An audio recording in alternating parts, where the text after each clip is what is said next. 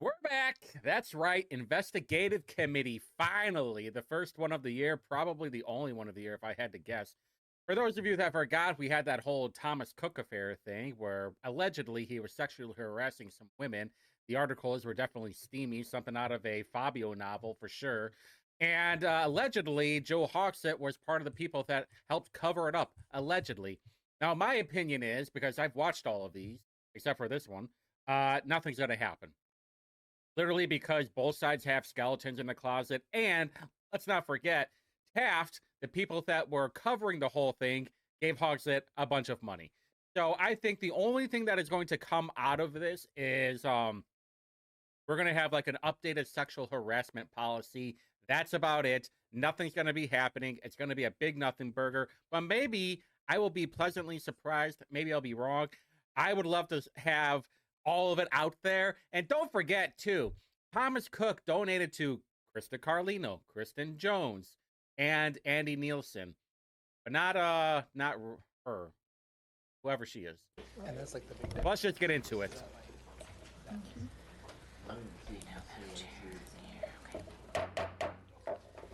Good evening. Isn't My there name one is more? Krista Carlino. Yeah, McCormick's supposed to be It is there. Wednesday, January 29th at 5:30 p.m. We are in room 260 of the City County building. And I officially call to order the meeting of the Investigative Committee of the Council. We'll begin tonight's meeting with attendance, starting with members to my left, please. Thank you, Madam Chair. Josh Bain, District 21. Thank you, Madam Chair. Brian Mallory, District 25. Thank you, Madam Chair. Renee Allen, District 15. Good evening, Madam Chairwoman and colleagues. Andy Nielsen, District 14. Thank you, Madam Chair. Kristen Jones, District 18. Very good, thank you. For tonight's agenda, we have one item on our agenda. Thank you so much, Brandon and Tawana, Mr. Beeler, Ms. Ellis, for joining us this evening to provide an update on our anonymous reporting tool that was recently instituted across the enterprise. And just to clarify, if you would let us know, remind us and those watching from home the offices to which you belong, please. Sure. Tawana Ellis, Director of the Office of Human Resources. And Brandon Beeler, Office of Corporation Counsel. Thank you very much. Looking forward to hearing on the anonymous reporting tool update. Feel free to take it away. Oh my Okay, God. Mr. Yeah, bless you. Good evening, Chairwoman and members of the committee. Again, my name is Tawana Ellis. I'm the Director of Office of Human Resources for the City of Indianapolis and Marion County. I appreciate you inviting me here tonight to speak about the new anonymous workplace reporting tool available to the city and county employees called Speakfully. And I hope you don't mind that I read a prepared statement to begin this discussion, as there's a lot of important information to share with the committee tonight, and I want to make sure that I don't leave anything out. Speakfully, a product of a company called HR Acuity, was selected in October 2024 in consultation with some of the members of this committee. The platform was chosen for its real-time case management system that allows city and county employees to receive updates on their case, even if they choose to remain anonymous. Among other features, including a phone hotline staffed 24/7. Oh, really? Interpreter support available in up to 3 languages. Oh. Online reporting. What are the 3 languages? And we know it's English and Spanish. What's the other one? QR code for ease of access, and an option for live anonymous 2-way communication. For the last several months, City County Human Resources, along with ISA and OCC, have been working diligently with the HR Acuity team to implement this new tool.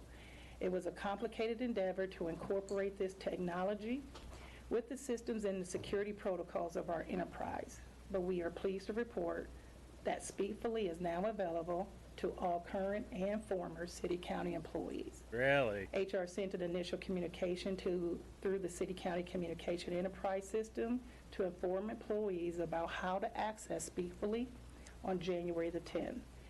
Now, if you guys forgot, one guy got fired and another guy is under investigation, Matt Pleasant. Allegedly, he was sending some very naughty things to women in the office, allegedly. And then the other guy doesn't even work there anymore, but I think he worked for Metropolitan Department. I forgot. In the same communication, we informed employees that the temporary internal anonymous reporting form that was set up last fall will be discontinued on February the 1st, with that link to be redirected to Speakfully. On January 15th, information regarding the anonymous reporting tool was included in the monthly HR newsletter and sent out through city county communications. HR will continue to remind employees of how to access Speakfully as a standard part of our monthly newsletters to the enterprise and through our intranet sites. Since Speakfully was rolled out, we have received 13 workplace-related concerns through the system. This in addition to the workplace-related complaints that were submitted through the temporary internal form prior to January the 10th. At this time, Human Resources is actively investigating 13 workplace-related cases. I want to thank the members of this committee for their partnership in championing this new anonymous tool and helping to select the technology system that best support the hardworking employees of the city and the county. Oh my God, this is awful. Check out his LinkedIn. Oh, Matt Pleasant. Open to work. Oh man, that is sad right there. You know, all you have to do is just be a cute and sweet little guy. Just you know, you're married with children, even though your wife is trying to tune up your kids, but is it that bad over there where you got to hit on the shotties? Thank you, Ms. Ellis. I think now's an appropriate time before we get too far into Mr. Beeler's portion to accept any comments from my colleagues here on the committee. Are there any? Mallory. Yes, thank you. Councilor Mallory. Thank you for the update here. I appreciate that. It would certainly help too, I think, just for me anyway, just to see what it looks like as well. So I'm assuming I can go online, I can see this as well and navigate through it just to get an idea of what it looks like. Yes. Okay. You said we had 13 complaints since January 10th, so almost one a day. Almost, yes. Yeah, that's alarming. A big concern, I think. Yeah, it's the women. I know. Can really take. It's the women. I know it's the women. The women are the one probably sending off daddy pics. Probably they're probably trying to set some of these employees up because most of the people that work for the administration are gooners and they collect Funko Pops and probably wear purple wigs and play with Legos. Probably boomers, if I had to guess, and they don't have enough money, so they have to make their girlfriend buy stuff for them. If I had to guess anyway, it's probably people like that. Take home, and those are the people that the women of the administration are preying on because they want to get them fired. That's probably what's going on. Try to figure out where we're going wrong because that's a lot. That's a big number for 13 days having 13 complaints. That's bad. That's really bad. And we read them. Now, granted, those do have to be investigated to see what the validity of those complaints are, but it's still concerning to me that we have 13 in the 13 days it's been open. But I appreciate you getting this open and making sure that we can give employees a place to go to when they need to make these complaints. Okay, I want to know something. What happens when they're like made up complaints? What happens when there's nothing to them? Because we know that a lot of these women are they can't handle passive aggressiveness or they take everything personally. Just saying hi the wrong way and they're going to lose their shit. They're going to go out 1-800 I'm going to complain on mail because I'm an independent, strong woman. That's what's going on. What happens when they find out it's nothing? Does that person, the people that are complaining, do they get reprimanded? Probably not. You remember, like, you guys probably don't know this, but last April, there was a guy that got arrested for allegedly raping a woman. Come to find out, they didn't even do anything. And that I think they made out and that was it. They didn't fuck. They didn't do the horizontal limbo or anything. And then what happened to the woman that made the complaint? Nothing. She cried rape and nothing, and there was none. This is the kind of stuff I think we're going to see a lot more often, unless someone wants to prove it otherwise. I know those two people are probably not going to communicate back to me. I know the Democrats never communicate back to me. Thank you, Counselor. Yes, Counselor Allen. Thank you, Madam Chair. I agree with Councilor Mowry about, just having something in front of us to see exactly what it looks like, but I'm quite sure, like you said, we can go online to look at it. But my question is, what is the turnaround time once it's submitted to, the system, the hotline? What is the turnaround time for you all to respond back to the reporter? And then what is the timeline or turnaround time once you done sent it over to that director to investigate? Well, it's a new system. We're still working on a lot of those protocols, but I can say these 13 complaints that we've received so far, we have just been actively in the system, making sure that we're communicating. We are also trying to figure out if there's a delay with anyone not responding in a timely manner, then we want to give it enough time to let the person see our responses in the case management system before closing out anything. So we'll make sure we're doing a thorough job and not closing out anything. So again, it's just depending on the type of complaint or concern that is coming in. Some of the concerns may not even need too much investigation because it's just, again, bringing to our attention something that they either experienced or looked into, but we have a dedicated team looking in it every single day. Very good. Other comments or questions? Can we see them? Can we see the complaints? That's what I want. That's what I want to know. What kind of complaints are there? Peter showed his Peter to me, and it wasn't very nice of him. Yes, Counselor Mowry. Ryan Thank Mowry. you, Madam Chair. Just kind of following up there, you said you can close out the complaints if they haven't responded. Is there an option for them, say maybe they haven't responded because they haven't worked up the courage to come forward yet and say anything else? They've made the complaint, they want to kind of sit on it for a minute. If that complaint gets closed out, can they still go back in? Yes, as long as they have their ticket number, they call them ticket numbers, they can still go in there. Okay. So yes. Thank you. Thank you. Good question. Any others? I had a couple. Is there a training plan or a plan in place for leaders, department heads, for directing individuals other than the sort of mass communications that have gone out? That's a good question, Counselor. I mean, we're more than welcome to we could push through some just to make sure. We do have a leadership and management training. We can incorporate that and make sure that they're aware. We also have a flyer that we're trying to work on to get the graphics and things right, and then we plan to send that out as well.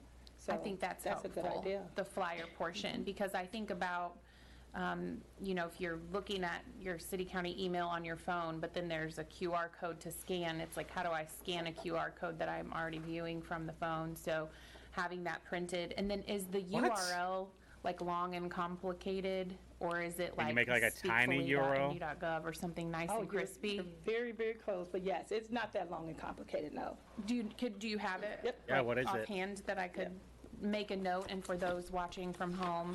Yeah, let's make some complaints, boys. I'm gonna make a complaint against Carlino.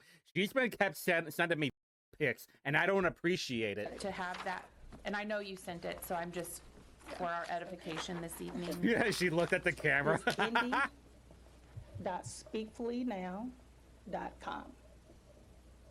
See now. Great. What the crap was it? .com? Very good. Yeah, Hold I on. would highly Crap, I messed recommend up. some type of training plan. .speakfullynow.com. Okay. Oh, hell yeah. Check this out. Hey, let's make a complaint. Let's make a complaint. All right, hold on. Let's make a complaint. Gotta make it report an incident. What is your relationship with other, right? Other? Yep, report an incident. Yeah, let's report a concern. Ooh, let's see if other things specify sexual harassment, culture. Yeah, okay. Nepotism, unfair treatment.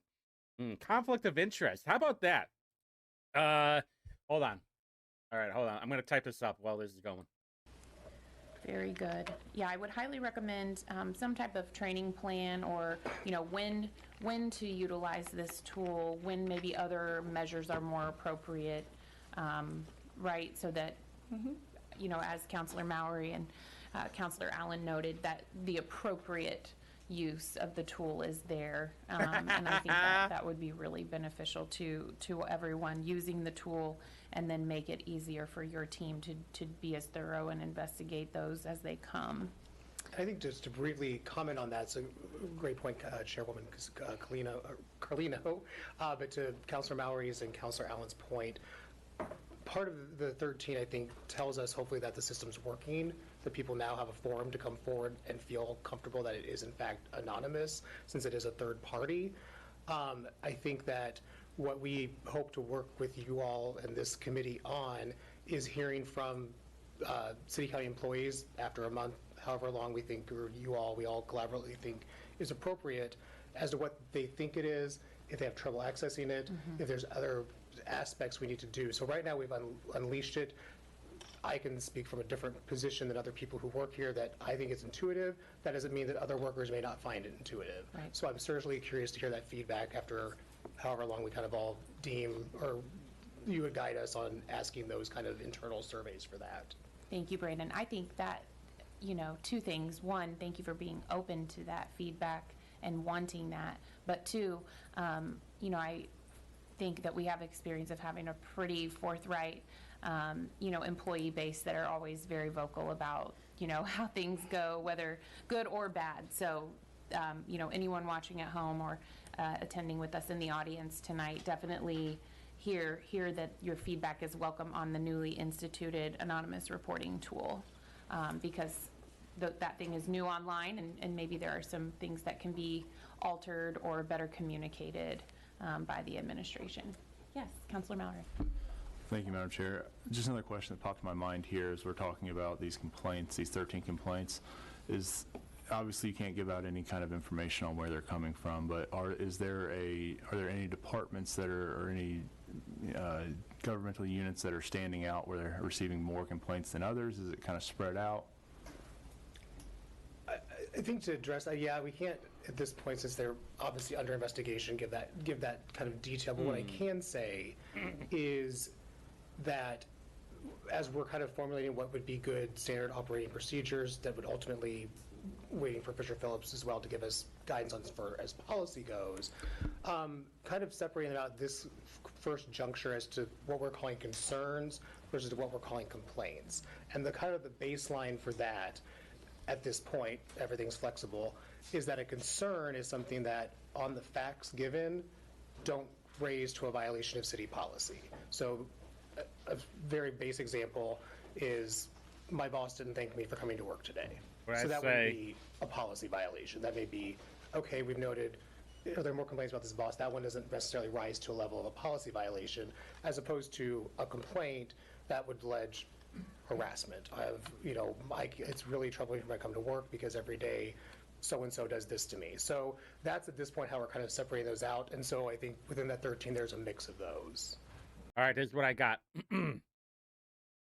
Dearest faculty, I hope this finds you well. I feel like there is a conflict of interest with 4 of the 5 counselors on the investigative committee. Getting money from Thomas Cook is a conflict of interest. I fear they won't be serious about this committee because of the hypocrisy. All right, and thank you. Thank you. Very good. Yes, Councilor Nielsen. Thank you, Chairwoman. Mr. Beeler, to follow up on that, or maybe this is for Ms. Ellis as well. So I appreciate you providing the distinction between concern versus complaint. But it is... Don't worry, it's going to be on the description. It's on the description of the website, all right? Make sure you go there and send your complaints in, okay? Maybe do one against Hogsett. HR or corporation counsel, or is that data still being aggregated in a way to why it might be a concern now, but if it's a concern every month for the next 6 years, I'd say now it's to a departmental issue or a larger issue. Can you maybe talk a little bit about obviously taking complaints to a different level, but kind of like how you will handle concerns and kind of that data analysis piece maybe? There are some HR analytics in HR Acuity system, but when we take the initial complaint, because again, it could come over the phone or online, We then have to decide where it's going to go. If there's two pathways, if it's just a concern, it goes over into the employee relations portion, and they can just go ahead and follow up accordingly. Sometimes they could just be inquiries about certain things regarding policy interpretation. So the 13, I wouldn't be as alarmed, but because some of them, again, are just concerns. So then we can read it, no problem. You can get some more information as we're reading it through, then we'll make the determination if it's going to go down the complaint route, meaning it's going to cause for an investigation to be conducted. So again, the initial portion is landing in a page for us to review, figure out which ones are concerns, which ones are complaints, which one's going to require additional investigation, some more questions and answers, and then we'll continue that dialogue until we can get it resolved. So it's not going anywhere, even though I said close, it's just not showing as an active concern or complaint in this queue, if that makes sense. Good question. I appreciate that. Other comments? Yes, Councilor Mallory. Thanks again, Ms. Chairwoman. You notice that Brian Mowry is putting out comments like crazy now, where he used to be super quiet, used to not really care that much. This is going to get really interesting because I can see there might be infighting, so Mowry can retain his leadership position or go back to it next year. Which, by the way, I don't trust Michael Paul Hart. I think he's a snake. I'm curious now, because we're talking about complaints, and there's 13 investigations, so those are complaints, but you also kind of divvy them out into concerns.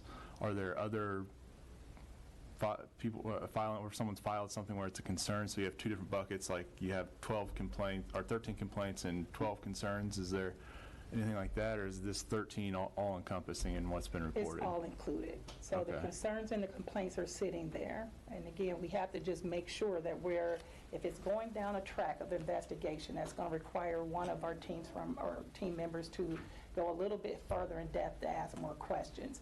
If it's something that's a concern that I can just answer, question about a policy, question about a procedure, we can go down a different path to the employee relations team, and it'll just sit there. So when I said the 13, it was the concerns and the complaints combined together. And they're all 13 being investigated currently? That is correct. Okay.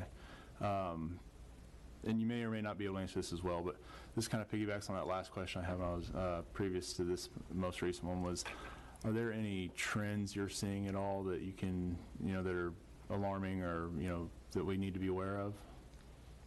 Too early to tell, but I haven't seen any trending yet. Okay. And it's 3 weeks in, but we're more than welcome to come back and try to give you as much of an update as we can without breaching any type of privacy for others. But at this point in time, no. Thank you. Mm-hmm. How much of them are made up? That's what I want to know. I mean, you saw how easy it is for me to do one. How many people, hey, Annan's out there, go ahead and have a field day. It's all private anyway. Any other comments or questions? I'm going to go back to the flyer timeline. Is there a printing process or a distribution process for that project? And the reason why I'm asking is because I'm trying to recall in the email notices that have gone out, were there like PDFs that offices could print? So for Correct. example, could the clerk print some and hang them in the council office, so on and so forth? Yes. Okay. And so with this other flyer that we plan to send out, we will send it out again, city-county communication, but we were just going to print some to send to the various off-site locations. It's easier for us to drop them off anywhere in this building because we're working out of this building, but it's the more off-site locations that we're kind of concerned about, especially with the employees that may or may not have access to a computer or even have the flyer. And because the QR code is on the flyer, we want to be able to send them out to our off-site locations where they can put it up in a common area. Yes. And then that way, again, they don't have to have a piece of paper in front of them, but if they go by with their phone, they can access the tool, hopefully unnoticed where other coworkers are seeing them. Yeah, I think that's excellent, Ms. Ellis. It may be a good practice or encourage departments to post those in the areas that you have to post some of the federally regulated posters as well. I think that would be a good practice to institute, so folks know right where to go. All right. If there are no more questions. Oh, for she's Ms. got her Ellis, ring back on. She's got her ring back on. You think it's because of anything that I said, huh? What's that tattoo mean on there, Carlino? Huh? Open for business? I will hand the floor back to Mr. Beeler. All right, thank you. Thank you, Chair One. My pleasure. Mine's a little bit different because I'm not an HR expert. I support Director Ellis and do want to commend her for breaking her back to get this up and running for city county employees. I know they appreciate it. And I don't always say it, but thank you for all your work. Thank you very much. So I wanted to kind of give an update from the OCC legal standpoint of where we are as far as working with your firm, Fisher Phillips. We really appreciate working with. They are met the criteria you all put in, which was a tall order for an independent base law firm that didn't have Indianapolis ties, but also is a leader and expertise in harassment law and Title VII law overall. To try to get through things you all know, but just to set the stage, between the last time my office was here, the committee on October 9th, as you know, selected Fisher Phillips as your firm.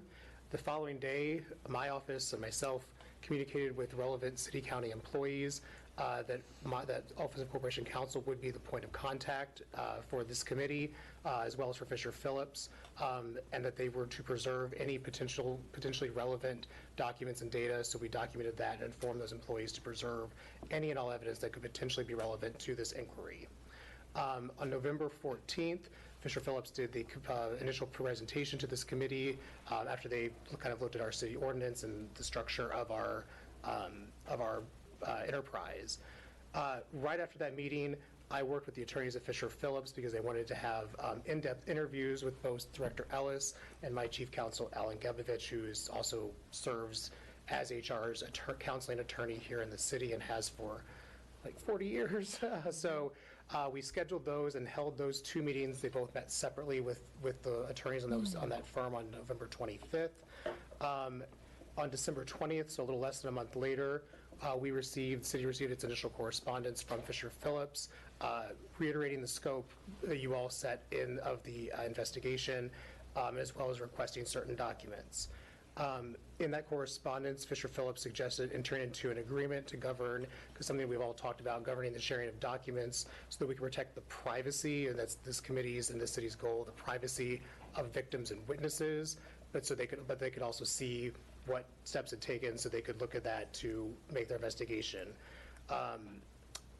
After receiving that letter, I issued a supplemental notice to all the relevant parties that I thought had relevant information, reiterating my October 10th notice, saying to preserve all evidence, and shared everything in that letter that Fisher Phillips said that they were interested in receiving so they could be aware of what to preserve, and to tell them to contact me or my office if they had questions about preserving any data. So we wanted to make sure we saved everything and nothing got taken away in this time. December 23rd, we responded to Fisher Phillips. We followed up on January 1st and initially had our first call with them on January 9th. On January 16th is when we produced our first round of documents to Fisher Phillips to start reviewing. To be as transparent as possible, those documents were essentially the public record documents, the ones that are public and frankly easier to access and maintain and to give off. January 24th, last week, we executed our agreement that would govern and protect the privileged nature and the privacy nature of those documents so that we could fully give the full documents to Fisher Phillips in a manner that they could fully see everything and review. That process has taken place this week. It's still a rolling production. Again, in full transparency, the only thing at this point that is remaining, which we anticipate being done by next week, is the email. I will say that I don't know if any of you are litigators, but e-discovery and email discovery is a very complicated, lengthy process in court. I want to thank the ISA team because I've talked with them and they have prioritized these. We are currently getting that streamlined and getting those search results done. I'd love by Friday to get that all to Fisher Phillips, but to be fully realistic, maybe by early next week or mid next week, we'd like to get those off to them. So then they have everything from their first review, can start getting through that in an efficient and timely manner, can come back to us if there's other documents they think exist, or maybe those documents gave them an idea that something else existed, so we want to give them an opportunity to follow up with us as well. So that's kind of where that What's up with the tortas in the back? See those? See the tortas in the back? They're like, when you have that biscuit, like you have like the tube of biscuits and it's like squeezing out when you just snap it. So that's kind of where that stands from getting the materials to your lawyers.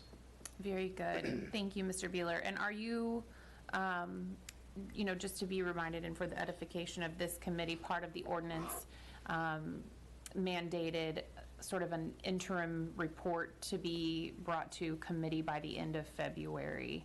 And so it appears that there will be plenty of documents, plenty of things for Fisher Phillips' team to investigate and sort through to be able to do their part in that. Are you willing to sort of what you just ran through? I really appreciate that timeline. Are you willing to give that timeline sort of in writing or in memo fashion so that our legal counsel can help synthesize that information into the interim report? Yes, Councilwoman. I'd be happy to type that up, and I'll give it to Council Pierce or whoever else. So yes, I'd be happy to do And that. I know we do have this committee, but we want to make sure that we're also staying in compliance with briefing the council as a whole on a quarterly basis as well. And so that timeline that you just presented would be a perfect piece, I think, to put into this first quarterly report. So, Absolutely. Happy to do that. Thank you. thank you. All right, comments from counselors. Counselor Nielsen? Thank you, Chairwoman. Mr. Beeler, so is from your perspective or from your standpoint in the administration's, is it just OCC that's working on this, or have you all retained outside counsel on this? That's right. Because of the deadline and everything, I found it early on to be committed to having an attorney that could always be on call to be responsive to Fisher Phillips. So we did engage outside counsel of Faegre Drinker Middle Reef. I think is their name at the moment. Oh man, is that not a conflict of interest? Sorry. So we attained a counsel there. Again, it's really threefold. The biggest one was to be responsive because we knew that. Well, this whole thing is totally corrupt now. Hey, Republicans, are you going to get on that? Hey, Michael Paul Hart, are you going to get on that? You're the new leader and all. I know from a litigator how in-depth e-discovery can be and going through our internal system and getting that done. So I can have someone constantly be on it. The second being a firm of Faegre's size has technological things we just don't have, so we can get through information much quicker. It's the same technology Fisher Phillips has. Here at the city, we just don't have that kind of technology. So it's to also be able to disseminate the information and the documents to Fisher Phillips much more quickly than otherwise I'd be sitting down through 10,000 emails going, is this relevant? Is this so? It's just an easier system they have. And finally, they have subject matter expertise in this area as well. So I thought that was appropriate so someone could always be responsive. Absolutely, Counselor. And so just for transparency's sake, so is because I know, for example, we have a number of firms here in town who do business with the city of Indianapolis. That's not unique. So is this contract with Faegre a separate contract outside of any other current contracts that Faegre may have with the city? That is correct, Okay. Counselor. Thank you. Thank you, Chairwoman. Absolutely, great question. Counselor Bain? Thank you, Madam Chair. So when it comes to the emails that are going to be turned over, ISA does a search, I'm assuming, through our emails, just like when the City Council gets a public records request. What criteria are they using to find those emails, search through those emails, and then turn over to you and Faegre, and then ultimately to Fisher Phillips? That's a great question, Counselor Bain. Essentially, it's He knows what he knows. Josh Bain knows. again, I'm going to defer to litigation. Typically, especially with professional firms, ones that really have their stuff together, like Fisher Phillips, we collaborate and they provide search terms. So we kind of go through that. And so really, it's a broad batch at this point. They did some very broad search terms, which would, of course, generate a lot of emails. Going through them, part of it is, and I'm just kind of stuck in litigation mode at the moment, but essentially, that's going to get a lot of hits, right? So if you open one, you're going to see, well, I have, 3,000, these are listservs, these aren't relevant. So we're not going to waste your attorneys money to delete. We can do that through their system here to get out of things like that. So essentially, it's kind of like agreed upon search terms. And as would be typical with any kind of or email discovery, we'll give them the results that are germane to this inquiry. If I'm just thinking again in that mode, if there's words that maybe they didn't use and they see, oh, they're using this word or this acronym a lot, they can come back and say, hey, they used ABC a lot. So we can kind of refine it as they get through the results to kind of get a sense of that. So it's just sort of a imperfect process like that, which is why in federal court it's a years-long process sometimes. So how many search terms are there? Is there like 10, 50, 100, 200? Like what's the... That's a great, in running that, you should definitely ask your attorneys that to make sure I'm right. I'd say it was in the nature of around 20 or so terms. Somewhere, I'm just kind of going through the list in my head. I don't have their letter with me at the moment, but I'd say about 20 or so terms. Okay, and Maybe then more. does, maybe a better question for ISA, but if an email has been deleted or if something's been moved to a recycle bin on a computer, does ISA still have the ability to find that? That is correct, yes. Okay, and it would show up in the searches they do? That's exactly correct, yes. Okay. Thank you, Counselor Bain. Counselor Mowry. Thank you, Madam Chair. I may have missed a meeting where we went over this, but when did Faegre get involved in this? Mowry.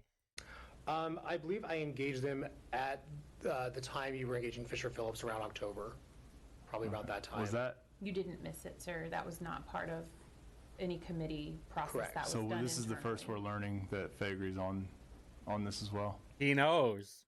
He knows. He knows. That's the first time it's been presented to this committee. Thank you, Counsel. Okay. My Chairman. pleasure. That's a little alarming to me because I feel like we should be in the know of what's going on with this investigation. That's the point of this committee. To keep that away from us for this long is in poor taste, I think. Further, if Fisher Phillips has the same technology, I don't see why Faegre needs to be involved at all, quite frankly. I'm sure they do great work. They're a longstanding law firm here in the city.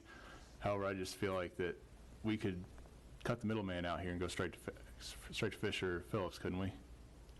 Well, yeah, I guess to reiterate, I certainly did not anticipate, I didn't think there was anything out of the ordinary.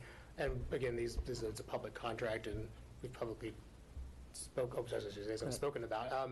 I think, again, the point would be, again, the efficiency, because we don't have a dedicated attorney who could be dedicated to this as much as it needs to be. Again, we don't have expertise in our office on this subject matter that's pretty serious and something we wanted to take extremely seriously, as well as their technology to, as I referenced, to go through emails and to make sure that searches are streamlined to get to that. So it was more or less that, just to make that an efficient process. Does Faegre have something that Fisher Phillips does not? Madam Counsel? Let me just jump in real quick just to make sure we're all on the same page here. Just as we engaged, the council engaged Fisher Phillips, the city engaged Faegre. We did not engage Faegre. So they have the right to have outside counsel just like we have outside counsel. So that is their outside counsel representing them in this matter. And so our outside... Oh, hey, though. Don't you think it's a little interesting, though, that Faegre gave Hogsett $18,000? Don't you think that's a little interesting? I thought we were trying to get rid of the conflict of interest. And the only person who's bringing that up right now is former Minority Leader Brian Mowry. Hey, where's our leader? Where's Michael Paul Hart at, huh? Are working together to get these documents together, like you said, because they can assist the city, while we're at times on the same team, there are other times when we're not.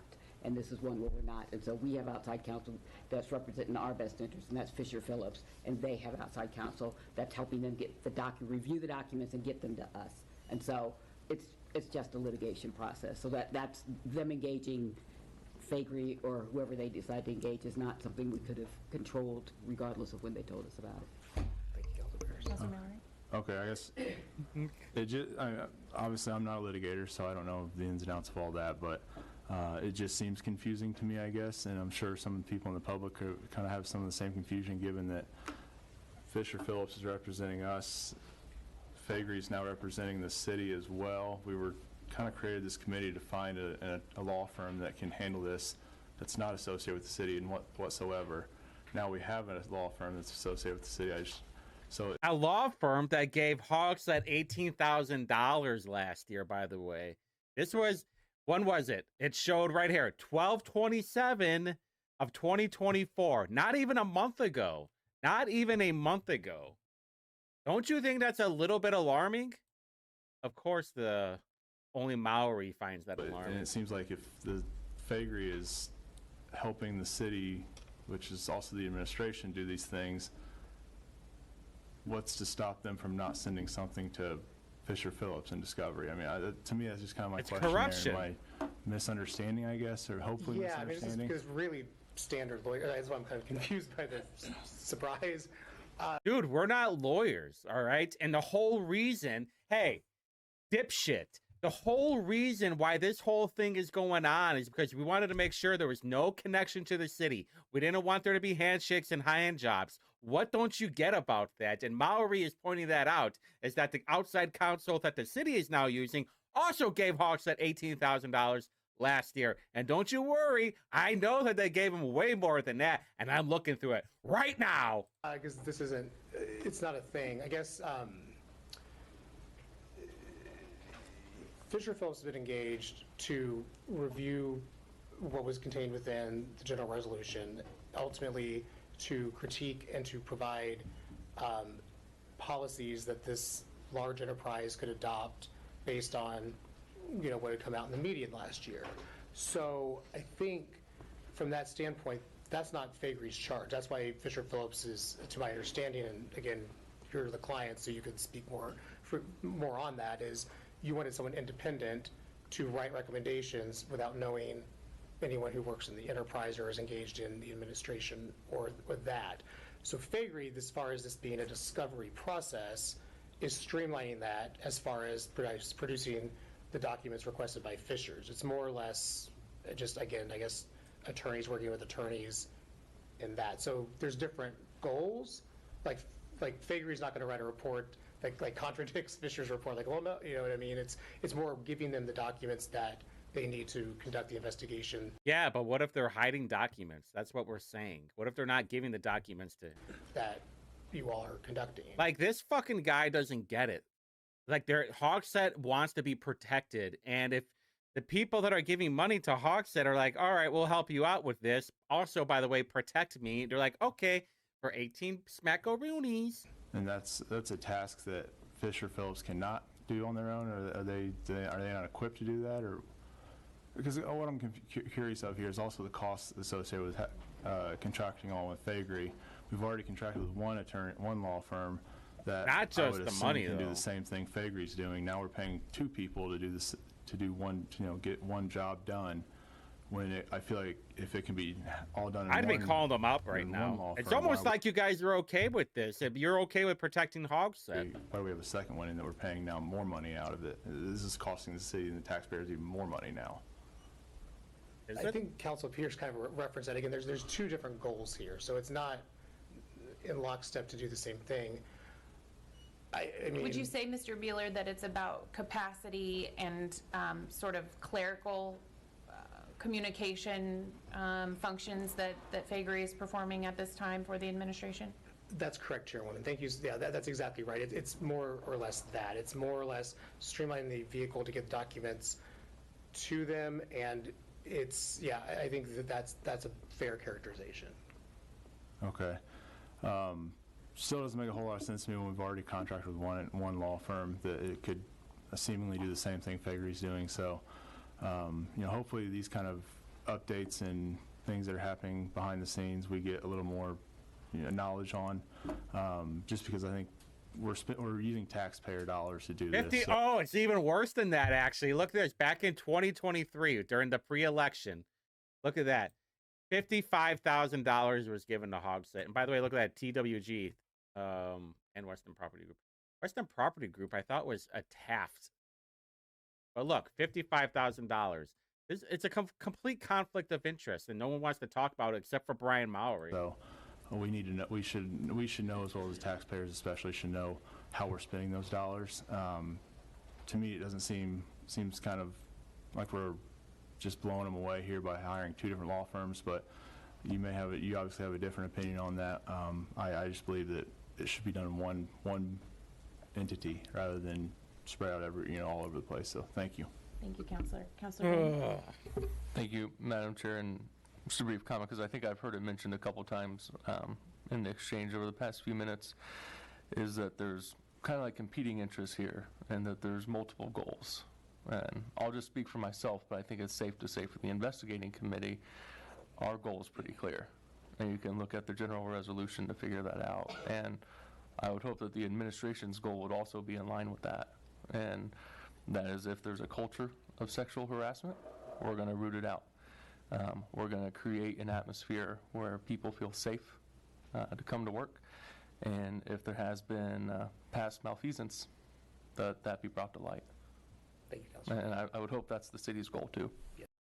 Ben nails it on the head. He just says it a lot more eloquently than me.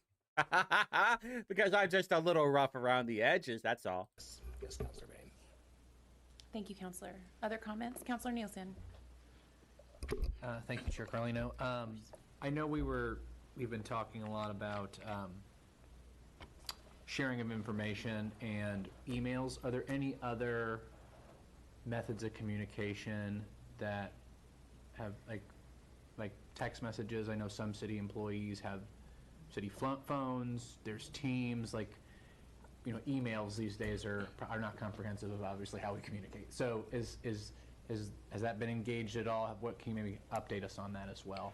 Yes, to the extent that any mobile devices or other forms of communication other than or electronic forms other than email were relevant to this, and or when working with Fisher Phillips on that, to the extent there were cell phones involved, those would be part of the document dump, yes. Of course, very good. Other comments or questions from counselors? Just for our council,